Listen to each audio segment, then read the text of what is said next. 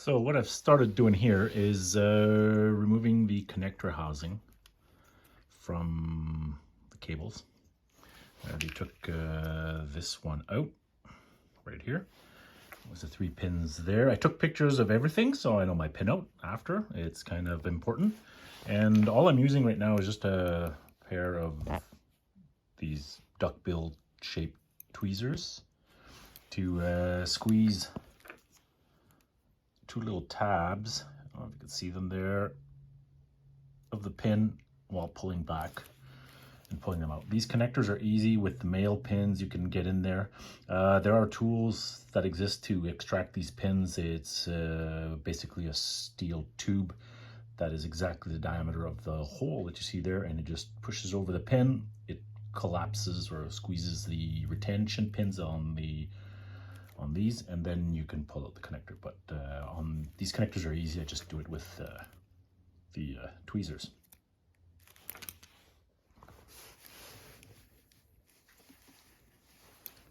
This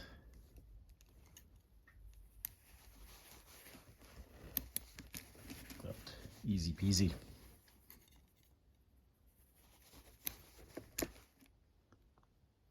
So what I've done here is I've cut the protection sleeve very carefully all the way around. Kept it a bit longer just in case. Better longer than too short because you can't add it back on. So, and now it's just let's pull this off. I got rid of that little tie wrap. Put tape for those 3 wires that were on the one connector, so I don't lose them. And then this one is just, this might be tricky. I'm gonna have to pull these wires one by one to get a bit of loose, as they won't all fit through. This is where I'm at for length. I'll be taking off a bit more than 6 inches, 7 inches in length, and connecting back up to here. You always have to check for movement and give you a bit of a loop for extra play, and then move your handlebars. So that should work fine. Right there. So snip snip, marked off the wires, and there we go. Snip snip.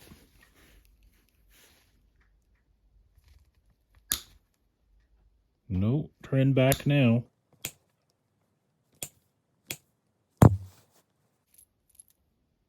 That's it.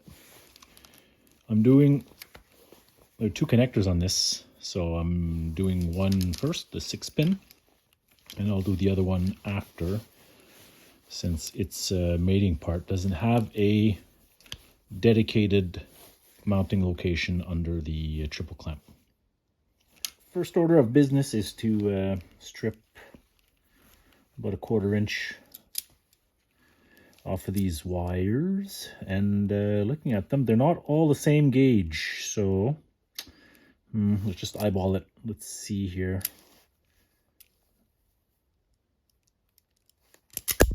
That looks good. This one's bigger.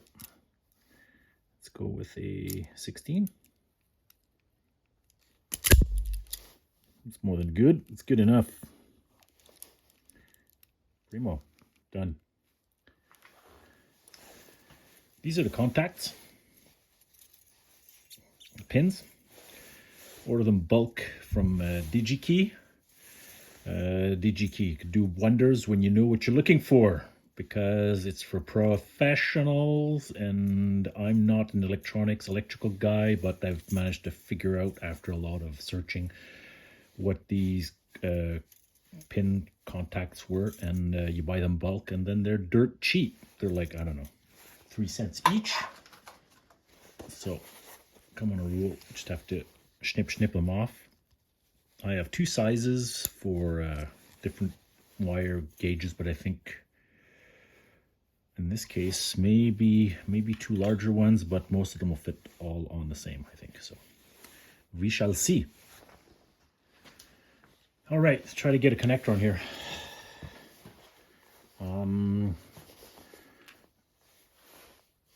got all my contacts. I'm going to use a universal crimper RM stator.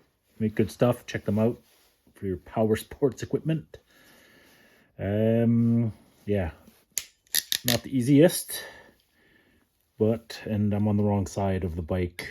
Well, the cable's on the wrong side for me. Try to get it in here. Start it off. Looks good. Down there. I did one. I'll do another. Taking out the green one. I like to twist the strands together. Don't know if that's proper or not. Anyways, insert this.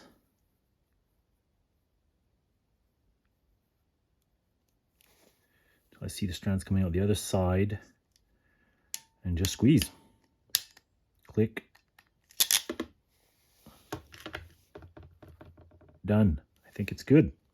Tug, holds, primo. Let's try to do another one.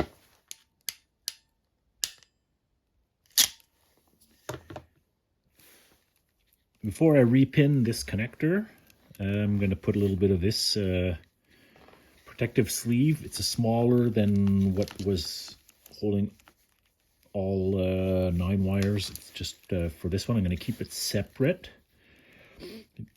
And I'm going to shove this in there, and then, well, hopefully I'll try to get it in there. It's not going to be easy.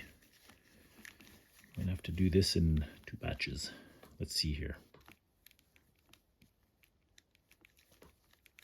It helps also when it's warmer, and you do this in the summer, but in the summer we ride motorcycles. And here it's winter, we try to do maintenance or prepare new bikes. There we go.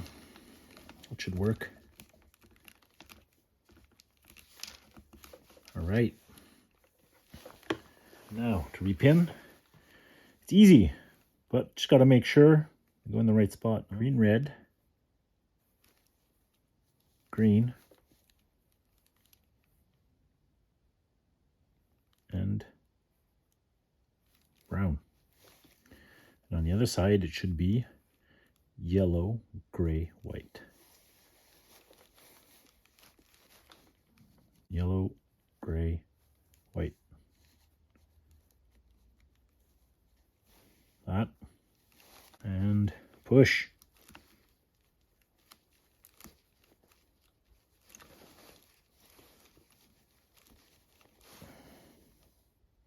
That's it, they're in.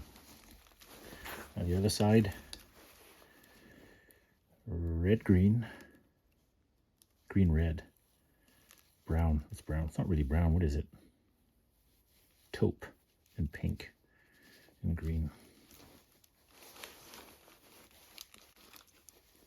Push. Sometimes it goes better with a little pair of needle nose. There's one click. That's this last one. You can usually hear them click.